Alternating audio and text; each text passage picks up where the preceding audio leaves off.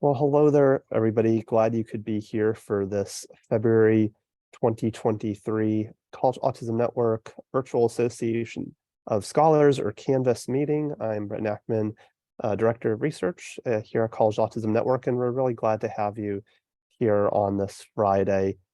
Quick reminder again, for those of you joining us, please feel free to indicate that you are here by listing your name in the meeting agenda, which I am posting again here in the chat. Also, please keep your microphones muted unless you are verbally contributing. We do have the chat. We'd love for you to share your thoughts and questions in there. Our featured presenter today is Elinor Lim, doctoral student at the University of Portsmouth, and we'll be getting over to Elinor's presentation in just a few moments.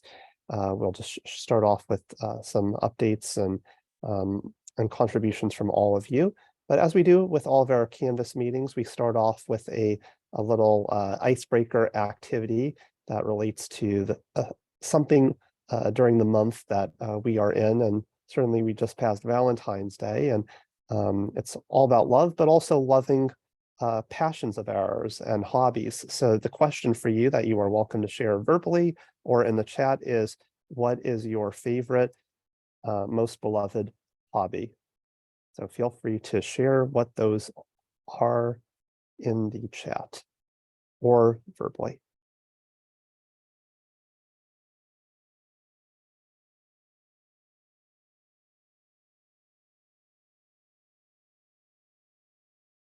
All right, we're already getting several contributions, role-playing games, several hiking, reading, playing with dogs, lots of dog people in here, dog agility, outdoor activities like walking and bicycling, crochet, refinishing furniture, cycling, gardening, physical exercise, playing air painting, cooking,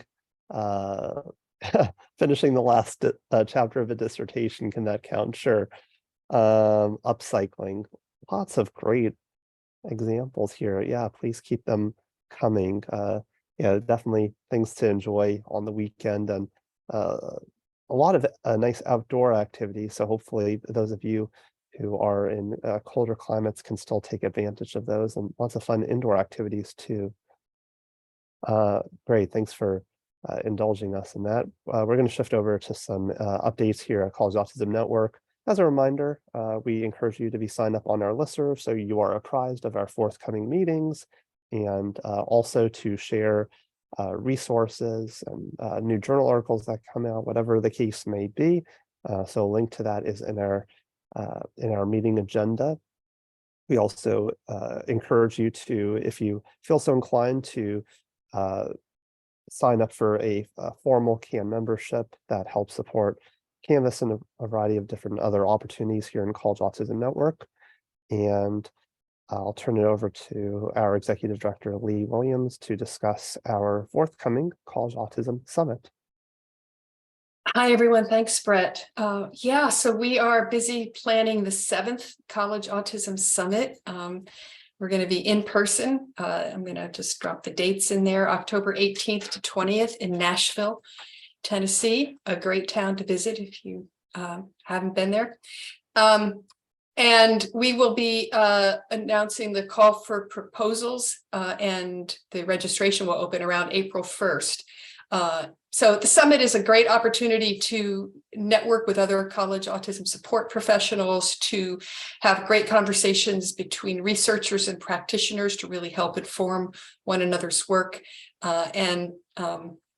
So we hope you'll join us. It's kind of a small, friendly conference with great people. If you are not on the Canvas listserv, the CAN Program Directors listserv, or our monthly mailing list, which you would know if you get a newsletter from me, drop your name in the chat there, and I will add you to that. But otherwise, on one of those lists around April 1st, you'll be getting the announcement of our opening of the call for proposals and the registration. Thanks, Brett.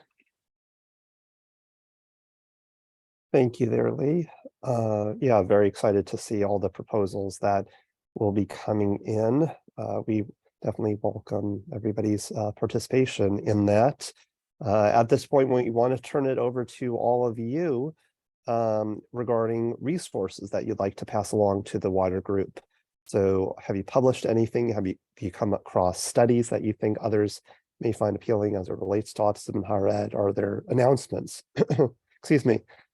Please feel free to share those at this time. I know there's one in the in the meeting agenda right now that Anya Goodman mentions a webinar on embracing neurodiversity in STEM. Anya, if you're joining us, you're welcome to discuss that if you'd like. We also want to open it up to the rest of the Canvas community if there are resources you'd like to pass along. I have a resource. And also, y'all, I don't know what to do with this information. So for a year and a half now, I've had my own personal pressure as well as the pressure of students. I teach at the only community college, according to Cox et al. Parentheses 2021, to offer an autism support group at the community college in the entirety of the Southwest. However, the support program that they have is not really for students who are taking a lot of academic credit courses. I finally started the easiest thing to do because I kept getting walls against a formalized program. So I said, I'm going to backdoor this thing. So I started a neurodiversity club. We've only met twice. This means I have a group of participants who have not yet engaged in anybody's studies. We need to track this and see what happens. Do you know? Look at this. What can we discover? How do people do this? It's amazing.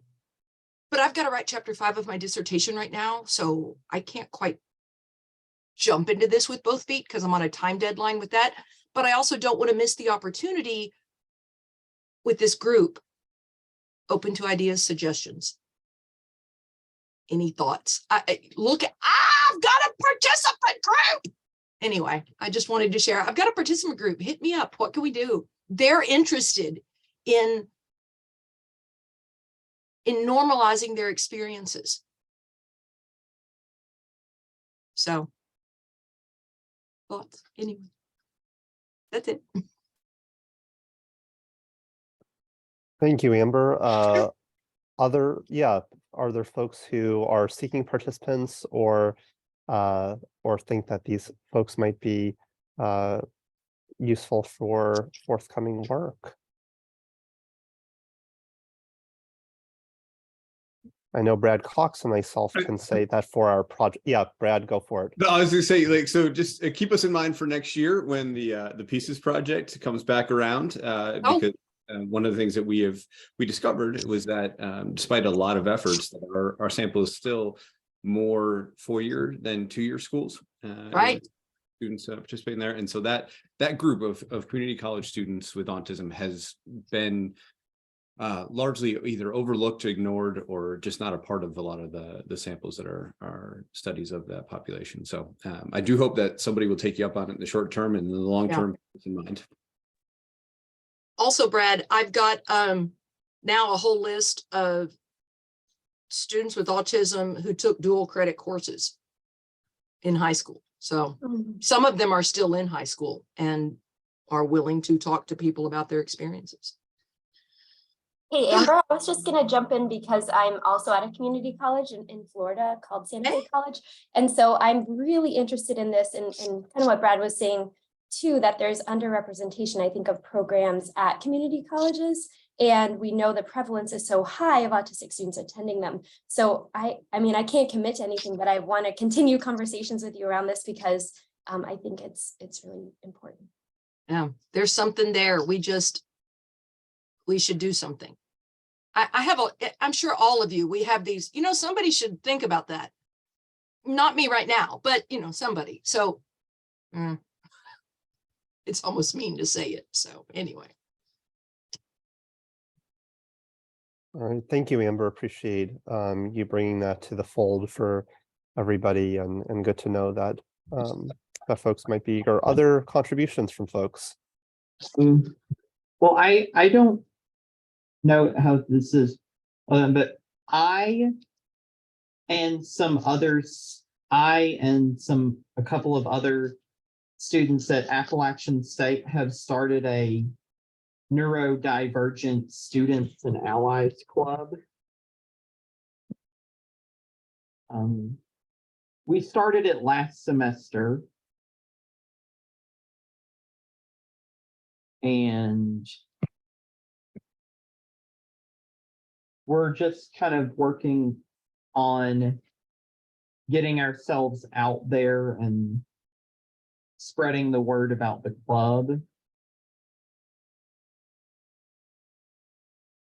And doing a panel in April for Autism Acceptance Month.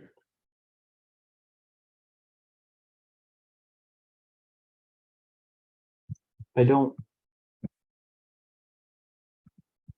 know how relevant that it is. I just wanted to share that that's a development at apps. That's a development at App State that I'm involved in. I'm Matthew Reap, by the way. Oh, yeah.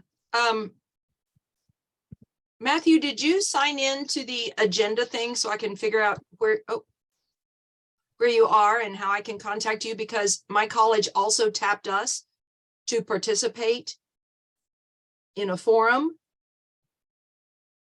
I don't want to say no because having somebody on the stage who is actually autistic telling teachers how to assist them in the classes is better than perhaps other points of view. And I'm not sure. So I think what we should do for structure. I should have my name Okay. on the I should have. I'm looking. I see where I did put my name. Oh, there you are. Sorry. Hey, Matthew, this is Brett here. I think it's wonderful that you're interested in developing programming. An additional suggestion is to send out a message on our listserv. And if you're not already on it, just send me an email. And we can go ahead and have that information distributed even more widely so more folks can be aware of what you're developing, and if you're seeking additional perspective, even beyond who's joining us today. The club is still kind of at an early stage, but Sure. I thought it would be a good opportunity to try to build a network.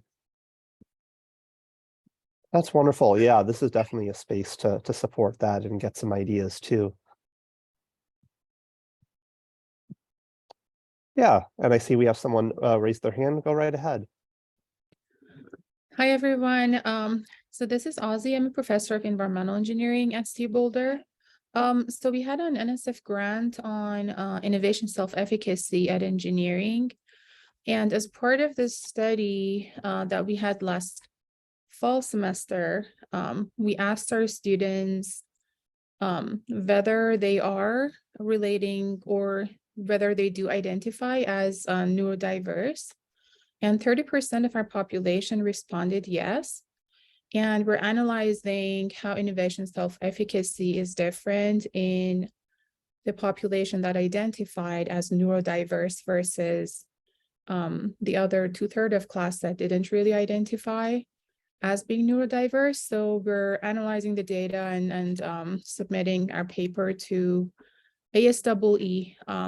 So I think I have more to share later on, but we're quite interested in coming with classroom interventions that are more inclusive compared to what we've been doing historically at CU. So. Great, thank you for sharing. Yeah, please definitely keep the community posted on all that. Other updates or contributions that people want to bring before we shift over to our featured presentation?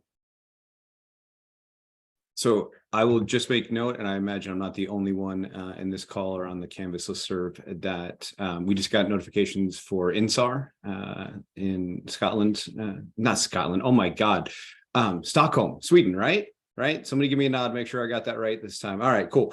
So I know that some of the Pieces project data will be shared for the first time at INSAR. Don't let me book your travel. That's right. Yeah, don't. I have actually booked travel to the wrong city before. So we'll be there, and I hope other folks will be there as well. That's usually an interesting time and place to connect with researchers from so many different fields that occasionally do touch on the college experience. So hopefully I'll see a few of you there. All right, thank you, Brad. All right, well, if there are additional updates or resources that you'd like to share with the community, please feel free to do that in the chat. And at this point, we are going to turn it over to Elinor Lim to discuss the research on supporting autistic university students' perspectives of autistic students and disability support staff. So please feel free to start sharing your screen, Elinor. We'll allocate the latter 15 minutes roughly for Q&A. So please feel free to post your questions and reflections and comments and epiphanies and everything in between in the chat. So I'll turn it over to you. Thank you. I will just share my presentation. If you give me a second. It should be good. Okay. So hi, everyone. Thank you all for having me. Thank you for being here. And thank you, Brett, for the introduction as well. So I will just jump right in. I'm going to say, first of all, I can't see the chat right now because if I open it, I'm going to have like 20 things going on in my head. So if you need to get my attention, please unmute yourself and yell at me. But other than that, I will just get going. So yeah, thank you. I will just tell you a little bit about myself and about the project. So my name's Elinor. I'm a first-year PhD student funded by the UKRI ESRC SCDTP. And I'm doing my PhD at the Department of Psychology in the University of Portsmouth, which is on the south coast of England.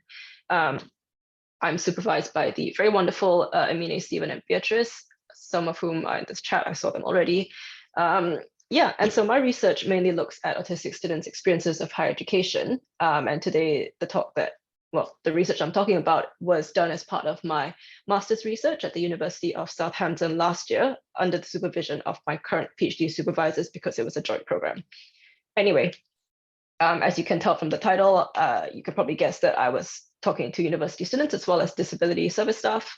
But before we fully get started on that, I want to say first that I'll be using identity first language, so autistic students, not students with autism, and that's just a reflection of ongoing conversations about language. And also most of the people in my study used identity first language, but if there were people with person first language preferences, I would respect that. Yeah, so I will just get going. Okay, so a little bit of background. I'm sure many of us already know this, but there are more and more diagnosed autistic students in higher education now, and that's kind of like an increasing trend around the world. So we're seeing these increasing numbers, and many countries do have laws about supporting the autistic students.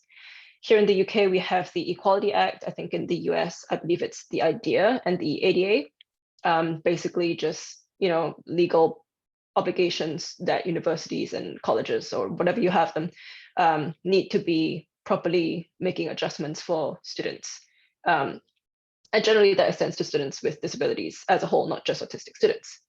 But despite these laws, we know that from recent research that support can vary quite a lot between the different institutions, depending on where you're at.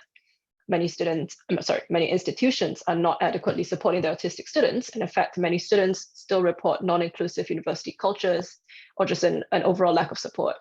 And so we are seeing this gap between what should be done, what is legally required of universities to be being done versus what is actually being done.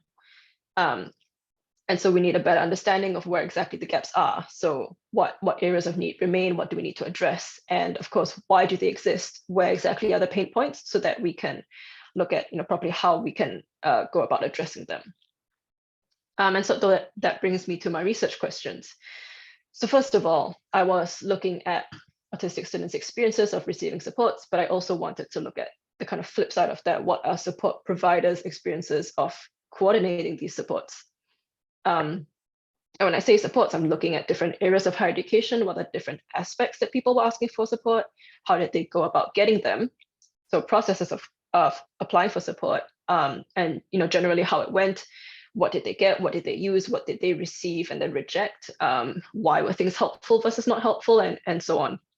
And then finally, I was looking at what improvements need to be made in order for the universities to be properly meeting the students' needs. So yeah, so this was a UK-based study, which is where I am. Most of the recruitment was from social media, from online networks, such as this one, as well as databases like the Cambridge Autism Research Center databases, such as participant databases that helped to disseminate my study. And I was talking to, like I said, autistic students and disability support staff. And now staff is kind of a bit of a loose term. So I had mentors, I had disability advisors, I had tutors, and I was basically looking for anybody who was in a role that involved supporting autistic students in their job at a university. And so I spoke to people either on Zoom for about an hour or over email, where I would send a Word document of my questions and they would reply with their responses, and I would follow up with more questions and they would elaborate. And we just go back and forth until either I had no more questions or they were done telling me things. And I did like a lucky draw for Amazon vouchers as kind of a thank you for their participation. Yes, so I've got a bit of a heavy slide here, and I do apologize, and I hope that the captions are not blocking anything. So I'll just go through this table top to bottom. So the middle column is the autistic students data, and the rightmost column is data from staff. So you'll see that I had 10 students and 8 staff members. And we'll go through row by row. So most of the students were kind of your quote unquote typical college age, so early 20s. There were a couple of mature students as well. So the average was about 26 years old. Staff members were 28 to 56 years old with an average of just under 40. And students were mostly male, while staff were mostly female. And most of my participants were white, with the exception of one Chinese student and one staff member who identified as mixed Asian and white. And next, the row that has the header of year. So I asked students what year they were in. Most of them were undergraduates who are in their second year. And for staff, I asked how many years have you been supporting autistic students, or have you been in a role that involves supporting autistic students? And we had quite a wide range of between 1 and 22 years. The next row, titled number, basically I was asking students, how many staff members do you think that you've been in contact with regarding getting support at uni? And this ranged from 1 to 2 people to 9 or 10. One of the participants also actually said that there were so many staff members that they lost count just because of a very high turnover rate. And then to staff, I asked this parallel question: how many students do you think you have supported in your role across the years? And so the smallest number was someone who said less than 20, and that was actually the person who'd only been working in their role for a year. All the way up to hundreds and hundreds of students, because they had been there, seeing many students in a big university for many years. And the final row is just the mode of participation. So with students, I had an even split of video call versus email exchange, with staff slightly preferring video call at a 6:2 ratio. And now specifically about the interview questions. So I looked at the literature, I looked at what people had asked, the different aspects of higher education that people were doing research on. And I wrote the questions for students, and then I made a parallel interview schedule for staff. So we talked broadly about the different types of support. So for example, I asked students, what are some supports that you've received? And I asked staff, what are some supports available to autistic students at the university you're at? And then I also asked about experiences of accessing or providing support. So I asked students, how did you get these supports, basically? And I asked staff, how do students receive supports? What do they need to do to get them? There were also other questions, generically about like, what are your experiences? What are the challenges you face? How has it been interacting with students or staff to get the support? How can we improve this process? And so on. And I ended the interviews with, is there anything else you want to talk to me about? And sometimes, these were elaborations about previous statements, and sometimes they were just sort of spontaneous tangents that they had remembered. And then I analyzed my data using a process called reflexive thematic analysis, which is what we do for qualitative, which is a mode of analysis for qualitative data. So basically thematic analysis it was me looking for patterns or common ideas in the data, and reflexive meaning that I was taking into account the ways that I, as a researcher, approached and interacted with the data. So reflecting on my understanding of higher education, of autism, of the UK systems, and how that affects the way I interpret the responses. And that's going to come in a little bit towards the end when I talk about positionality. So I transcribed the video interviews, I anonymized everything, and then I coded the responses and generated themes, so the patterns of data in the responses. And from that, I generated 3 overarching themes with 4 sub-themes, and we'll go through each of them in turn. So the first theme is called Preparing for University Can Be a Lot of Work. So basically, students and staff were telling me about the different ways that they prepared to start the new academic year.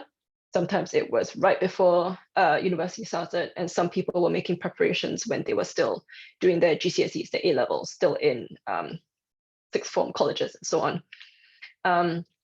And I'll read you a quote from one of the participants. So this student said, before I started choosing my universities, I would look up like the disability service pages, and at the open days, I would go seek them out and go to talk to them, and they would explain what they do and what I have to do. So this participant was describing, how they were being proactive, looking online for information and finding out the preparations that they needed to make before university started, or even before applying for the universities, actually. And so this is one of the aspects of preparation, but another one is a specific transition event that a lot of universities had, specifically for autistic students or specifically for disabled students. And these are separate from like open days, open houses. And often the disability service staff would organize these events, and students would come with their parents or their carers, and they would just come and like connect with the different teams at university. So this quote is from a staff member who was involved in this transition event. And they said, we talk, I guess, in a bit more detail about disabled students allowance, the supports available from our team, supports available in the university, and things that students can do to start planning and preparing. So this is what a transition event looked like for the university. And why I say that preparing for university can be a lot of work is because there's so many different things that people were doing to prepare for uni, to the point that one staff member actually said that the university now has a new role specifically to help students with the transition, because they were losing students who weren't managing the transition process very well. And they were trying to use that transition officer as a direct point of contact to mitigate that. Yeah, so the second theme directly coming from that is getting support is not always easy. So as a precursor to the not easy part, the students and staff were telling me about the different types of support. So kind of expectedly, we had academic support, things like recording lectures, having captions, and then also the disabled students allowance, which was mentioned previously. So this is the UK's like public funding for students with disabilities. And it funds things like a specialist mentor. It also funds a travel allowance for students who need to take taxis to university campus because they can't take public transport. There's also things like accommodation requirements and so on that students were using at uni. And often getting the support, the process of getting support involved meeting disability advisors. It involved sometimes an assessment and a diagnosis if they didn't have an official one already. It involved a needs assessment for the disabled students allowance, and it involved making a support plan. And that kind of just tells, lecturers what they need to do to make accommodations for that student in particular. So as you can kind of tell, it's quite complicated. There's lots of steps in the process, and that's a systemic problem that we'll come back to as well. But first, individual barriers to receiving support. So this is kind of personal challenges. Students and staff talked about mental health. They also talked quite a lot about self-advocacy. So this student said, I felt like too awkward to say, yeah, I do need that. So I just went and hoped for the best. And they were talking about how they weren't comfortable with sharing that they needed a specific accommodation. And so they just kept quiet and, suffered through it. And then another sort of individual challenge is more relating to the autistic experience of uni. And I don't mean that in a blaming autistic students kind of way, more that it's unique to autistic students specifically. So there were quite a few people who mentioned a sort of hidden curriculum of university that non-autistic students seem to just get, like it was automatic for them, and autistic students didn't always do that. So this student said, you can't ask because this is higher ed and people will despise you for being such a fool, and not knowing what to them is blindingly obvious. So they were talking about how they felt like they couldn't ask for help because they would feel shamed that they didn't already know what everybody else knew. And so some of the staff members actually said that knowing this changed the way that they work with students. And now they don't assume that somebody knows what to expect from any particular situation. And that can sound a bit patronizing, but they explained that it was helpful to set expectations for people who have never been in a specific situation before. So one of the staff members gave me an example about how a lot of students, like for them at university, self-directed learning can be really new. And so some students would be working on their course material for like 90 hours a week, and they were really conscientious, but they were burning out and they were super exhausted. And then on the other hand, they had students who were only working when they were in class, not engaging with the course material before classes preparation or after class to revisit or prepare or study, because that's what they were used to at school. And so this contrast between like responses because students didn't know the unspoken rules of how university works or what they were supposed to be doing, it could be really difficult for them, which is one of the illustrations of things that the student said, like they didn't know and they didn't know how to ask for help because it quote unquote should have been obvious to them, but it wasn't. So then we move on to external barriers. So one of the external barriers is that university departments often weren't communicating with each other. So the student said, I've often found that, for example, my department has not been aware of my disability or the adjustments they should be implementing because it has not been passed on from disability services. And unfortunately, sometimes even if the communication was in place and people knew what was supposed to be happening, sometimes supports were just not being implemented. So this staff member said, you might have the perfect set of adjustments for you, but in year 2, it's a different set of lecturers and half of them don't want to do it. So that's also like a completely like separate uphill battle that students were having to face. And finally, the last aspect for this is systemic problems. So one of them is under-resourced disability services, and I don't think that's something that's foreign for a lot of us. The students said there are currently not enough advisors to cover all disabled students. This results in extremely long delays in getting support plans, failure to provide reasonable adjustments early enough, and students performing well below their potential as a result. And actually a lot of staff also acknowledge that they have really high students to staff ratios, and it means that they can't engage with students as much as they would like. And now another systemic problem, which I briefly mentioned earlier, is in public services. So for diagnosis of autism and a bunch of other conditions, students have to go through the NHS, the National Health Service, which has got a waiting time of approximately 2 to 3 years, as I've been told by a lot of the staff members. And so, by that time, students could have completed the university already. And that's just the assessment. The actual DSA, the funding that they need to get, that process can take a long time. It can be many steps. It can be really complicated. And kind of in response to that, some universities have a slightly more flexible policy where they don't need so much paperwork, they don't need so much evidence, and students can get support without providing as much, evidence as some universities need. So this staff member said, while students were waiting for a diagnosis, if we thought it was reasonable for them to have funded support, we would make a case and the university would pay for it. I think it would be kind of impossible for us to not support people that are on the waiting list. It would feel very discriminatory. But that, of course, is for universities and services that have the resources to do that, which is a different problem. So, final theme, the university's experience has room for improvement. The first sub-theme is about accessibility. So making it easier to access support by reducing the barriers that students face, like, for example, streamlining the application process, making it easier for students to get help. So this student said that universities should stop requiring medical evidence first. If you want medical evidence, give the support anyway until the student gives the evidence. Students shouldn't have to provide proof that they need help.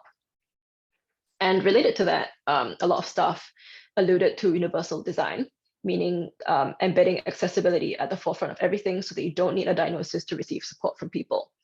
And a lot of the suggestions were like enabling captions by default, having multiple assessment methods by default, regardless of the codes. That's not always possible, but when possible, that is kind of, you know, helpful for not just autistic students, but a lot of students generally. Yeah, and finally, the second sub-theme is to improve support delivery. So more resources for disability services would be good, more funding, more advisors. That also just improves efficiency of the service and allows them to support more students, which is, you know, always good. And unsurprisingly, more training for student-facing staff. So the student said the university tutors just don't know anything about autism. Until these institutions actually understand properly about autism, know it isn't really meant for girls, then we're all wasting our time asking for support and help for studying. So neurodiversity training was mentioned very many times. Yeah. Okay, so I'll move a bit to kind of limitations and how that links to future directions. So first of all, the study involved students and staff, like I said, and it was good to get, you know, both sides of the story. But in reality, there's lots of other people who are involved in supporting students, just for example, counselors, teaching staff, and so on. And it would be good to get more diversity of those perspectives in future. Second, it would have been good to get a wider spread of universities. So for confidentiality, I won't tell you where people were from, but I had a few, you know, little pockets here and there across the UK, and that part was good, but it would have been nicer to have a larger and wider spread for different perspectives. And finally, in relation to positionality and how this affected my data. So I'm a researcher. In case you can tell, I'm not from the UK, I'm from Singapore. I moved here to do this master's degree and this research. And although I have done research on the topic of, you know, supporting autistic students in higher education, I did it in Singapore. And the system is really different from the UK, despite us being a previous British colony. And of course, I'd done my homework. I had, you know, read the literature and I learned about the UK system, but there was still lots of unknown unknowns. So just for example, the UK has a specialist mentoring system that I thought was just like an informal tutor or like a staff at university that was mentoring autistic students. And it was only after I really did a deep dive that I realized it's a full specialty role. There's proper training. There are organizations that employ mentors and like kind of outsource them to universities. And so obviously, if I went back now and talked to the earlier participants, it would be much more informed. I have probably more insightful questions. I could get richer data, and that's kind of the benefit of hindsight. But it just means that it's something that I have to take into account to help me be more prepared for future research. And second, it would have been better, I think, if there had been more autistic input on the study. So I'll acknowledge that it was a bit hard because it was for my master's and the time frame was short. So it was limited to having input from my second supervisor, who is openly autistic. I'm not outing him. And although, of course, he was really insightful and helpful, the study conceptualization and the initial decisions surrounding like the questions or the mode of participation. And I had looked at, you know, like guidelines for accessible participation and all that, but they were still my ideas. And in the future, I would like to be more collaborative with autistic community partners. And that's something that I'm working towards for my PhD projects now. So what does all of this, what are the implications? What are the implications of this research? Sorry. So I've split them into different stakeholders. So for students, I think being prepared is always useful, knowing what they need, knowing what's available. And unfortunately, start preparing early because things can take a really long time to get done. And to practice self-advocating. You know, it would be really nice if this wasn't necessary, but unfortunately, students often encounter people who don't understand their condition or what they need, and they have to sometimes argue for their accommodations. So having that kind of practice could be helpful. Teaching staff, accessibility and flexibility. So where possible, reducing the challenges that students face in accessing their learning material. And of course, to undergo neurodiversity training so that they can better understand and support students. Universities and disability services have the biggest kind of responsibility to, number one, invest in training, because from a business perspective, more informed staff make more useful recommendations, which makes for more efficient service. But of course also means that staff are better supporting students.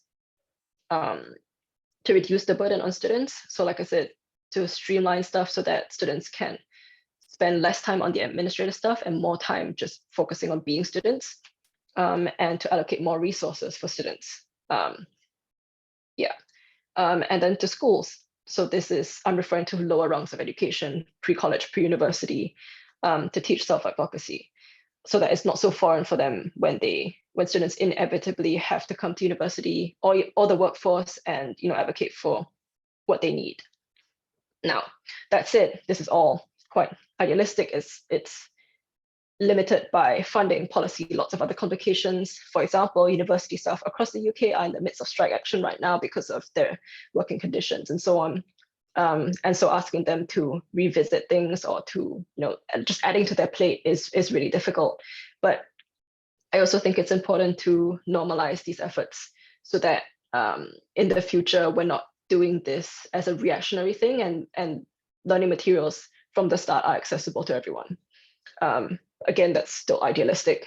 And, also it would be really great if all this stuff could be implemented in line with improved public health services like the DSA and the NHS, but that's a completely, different problem.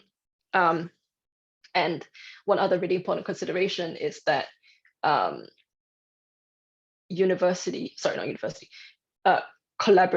researchers and community partners need to be working together so that we ensure that research and practice are complementary and not in conflict, so that things are actually beneficial for the target audience. And that's why I think it's important for not just me, but for researchers in general to consider that perspective.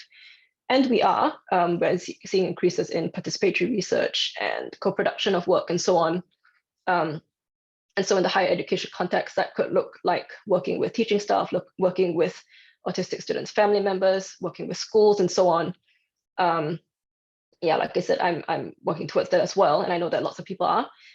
And I hope to be able to learn from lots of different experienced stakeholders in the near future.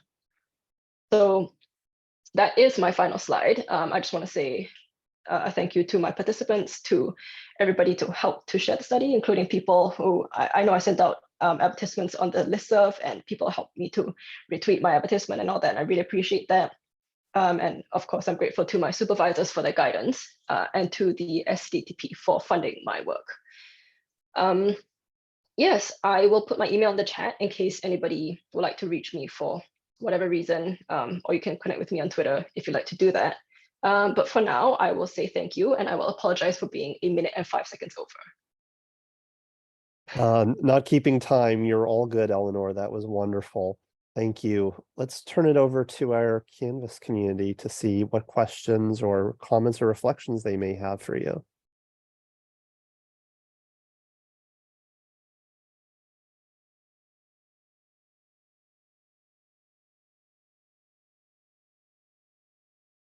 So, I don't know if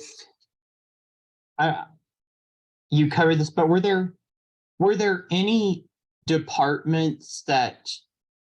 particular departments at the universities you studied that tended to be,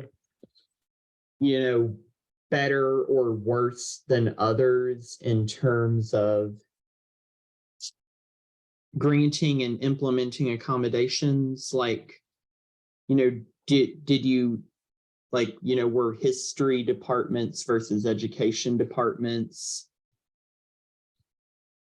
Or Sorry, I don't want to interrupt you. Yeah, no, thank you for your question. I will say that nobody specifically called out any department for being bad, nor praised any for being good. I think, unfortunately, this is not what anyone said, this is my interpretation. I think that it's more of a university level thing than it is for a department level thing.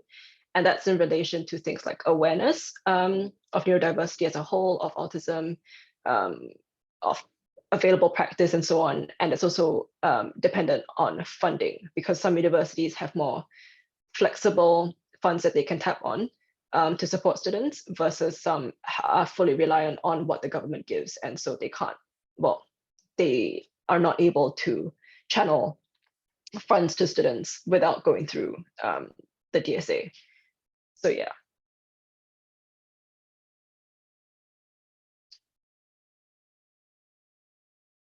Great question. We're going to turn it over to one in the chat. This is from Melina. I'm going to read it just in case folks cannot see this in the recording thereafter. Melina says, great presentation. Thank you. I'm wondering about your thoughts regarding how to push or encourage universities toward UD or universal design when there's often no institutional appetite to do so or no internal champion, when approaches like universal design are not required or mandated and depend on both at the availability of training as well as the willingness and motivation of faculty to engage. What does one do? Yeah, great question. Thank you, Melina. I think this is one of the million-dollar questions. There's been lots of research out there talking about the benefits of universal design. I'm certainly not the first person who's done a study like this to say that, hey, we should consider universal design. The real question is, how can we get people to adopt it? And I think that's got limitations on multiple fronts. One of them being, like I said, the already very high workload of teaching staff. Another one could be lack of awareness and therefore a resistance. And some people did say this, where there were teaching staff that they encountered who were kind of reluctant to make accommodations because they didn't believe in the disability or they didn't think that the student needed it. That unfortunately is not an uncommon sentiment, even in this day and age. And so one of the sort of tips that some of the staff members were telling me is that when they make a support plan, when disability advisors write a support plan that recommend adjustments for students, they focus not just on saying like, oh, okay, I have this condition. They focus on the impact. They have the students describe what impact it has on their learning. So it could be something like, I need the captions because I can't process the information verbally as well, or something like that. I'm making that up, by the way. But it's having the students say what they need and how the adjustments will help them to learn better. That I think evokes a bit more empathy and can kind of be a motivator for people to make change. Unfortunately, I don't have the answers how best we can do it, but definitely if someone wanted to look into that, that would be, kind of cool.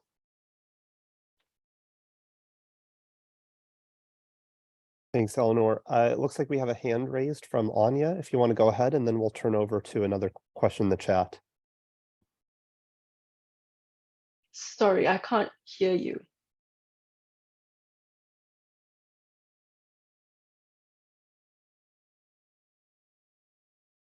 Anya, can you hear us? We did hear you when you spoke up for a moment. You're muted now. Sorry, I think it's your microphone's just not picking it up. You put it in the chat. Did I read? Okay, awesome. I read that correctly. Okay, great. Oh, you said it. Okay, cool. I can look at Susan's question first. Yeah, let's it sounded read. like you. Go for it, Elinor. Please go right ahead. It sounded like your findings of the needs of the students were mostly academic in nature. Were there any other needs of the students that emerged besides academic needs? So yeah, a lot of the, I think, supports that I mentioned were academic. There were definitely others that were non-academic. I didn't so much ask as what are your needs, more of what supports have you tapped on. And so there were some social groups, for example, I don't want to say the name, I think that's identifying, but it was kind of like peer groups, whether those were organized by staff or whether they were kind of more casual within the university that connected autistic students with other autistic students or with neurodivergent students or disabled students more broadly. Those were found to be quite helpful because they would like share resources, or it was just like a community that they could be themselves with. There were things like slightly more practical, there were practical supports like accommodations. So some students would say like they required a studio flat, and they worked with the accommodation team to get priority on housing preferences. And also sometimes there were universities that would pay the difference between a more expensive but needed type of housing versus the most basic one. So students could pay for the cheapest room and they would get whichever one that they requested through the disability services. That's all that comes to mind right now. But yeah, there were definitely more than just academic concerns. Awesome. Yeah, that was a good question. Well, as we perhaps wait for Anya's question, I'll throw one into the mix. I realize my video's off. Apologize for that. So Elinor, I guess my question for you is what's next in terms of getting the findings out there to wider audiences and spaces? Because I recognize you have a lot of support here on the Canvas call and with your supervisors, but also folks in the field, and recognizing that there's increasingly more work coming out of the UK. Yeah, you're absolutely right about that. And I'm very grateful for the opportunities that I've been given. So I am speaking at another network meeting called Reason. I cannot remember what it stands for right now. Something about neurodiversity. It's a UK-based network. And I'm speaking, I want to say next Wednesday on the 22nd. Yeah, so I'll be sharing the findings there as well. But more generally, I'm working on 2 written outputs. So one is a kind of lay summary, like a brief report on what I found in plainer language, on non-academic language, basically. I did that for my undergraduate research project, and I'm doing it now. And that kind of will go out to participants as well as anybody they feel like sharing. That's a bit more public domain. And that's just a briefer version of what we found. And then of course, well, not of course, I will also be working towards a manuscript with my supervisors. Yeah, we have not quite gotten there yet because I'm prioritizing planning my PhD research, but eventually we hope to get one out. Yeah. That's great. Any final questions? We probably have time for one more before we wrap up for today. I think Anya might still be typing. Can Oh. can you hear me now? Yeah. Yes. May I ask then, there is, so could you comment on the model of interaction between student services and academic departments? Because I feel like in my institution, there's like no information flow whatsoever, other than from the DRC services to individual instructors. And there's no information about anything other than, what specifically student needs. And so when the DRC message comes with, you can't hold student to any deadlines, you should extend all deadlines, that's not terribly helpful, and the faculty becomes resistant. And for buy-in with universal design, right, we can't tell how many autistic students we're supporting at the university without them kind of self-disclosing, because I feel like there's this tension between privacy, right, and sort of the buy-in almost. So I don't know if you have seen models that work really well. Right. Yeah, that's a really good point. I'm not sure about models specifically. I feel like if I worked in a university administration, I might know a bit better. You're absolutely right that it can be really tricky regarding the flow of information, and not all universities handle it equally well. There were some complaints from my participants that, in part due to GDPR regulations and privacy concerns, students have to sign a lot of consent forms saying that, like, okay, I disclose this to you, and then I send it to disability service, and yes, you can send it to this lecturer, yes, you can send it to this person. And that obviously is to protect the student, but it can be quite frustrating for people who don't deal with the admin work very well, or just there were people who just felt like there was too many things to do, and it kind of like put them off it.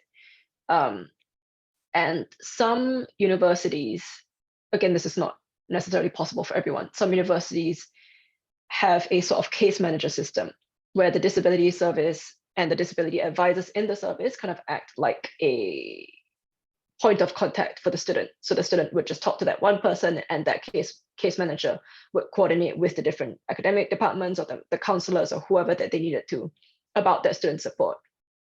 And that makes it a little bit easier for the student, because then they just have to tell people one thing at one time. And some students have also said that they would prefer that the disability services just tells the lecturers everything, instead of having to go through all these processes.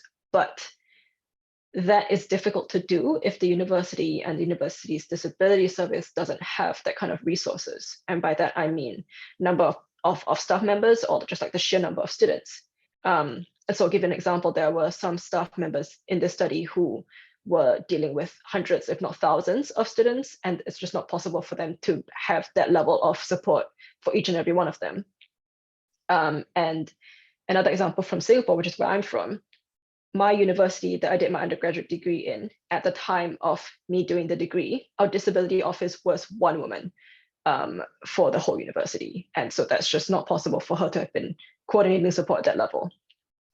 So unfortunately, it is quite difficult. And I don't know that there's a perfect solution for it, especially because of complications around privacy. Yeah, but I'd be interested to see if there's anything that comes out of that, because, you know, if we can make it easier, then, well, in theory, that would be a lot better for people. Yeah. Great question. Thank you, Anya, for that. Well, we are just about to wrap up, and I want to thank you, Elinor, again for presenting to all of us on this Friday, and we'll look forward to seeing your work being distributed even more widely via those different platforms and means that you discussed. So in the chat, please express your thanks. And we want to remind everybody that our next Canvas meeting is kind of momentous because we are reaching our 5-year anniversary. Time is flying. I think COVID has totally changed our understanding of time. So for our 5th anniversary, we are going to have a panel of autism higher ed researchers, including Helen Rotier out of the University of Chicago at Illinois, Dr. Kristen Gillespie Lynch out of College of Staten Island, Dr. Jonathan Vincent out of Lancaster University, and Dr. Theo Bacher out of the Hague University of Applied Science.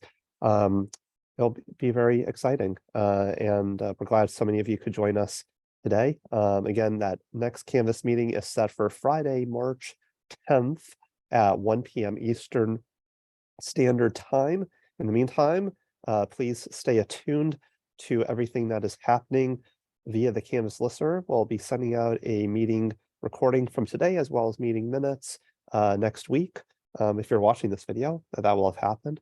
Also, please feel free to share your recent publications and articles and other items that you come across. I know there were some that were mentioned in the chat today, so feel free to utilize those means toward that end as well. And again, we thank you for being here, and we'll see you again soon. Take care.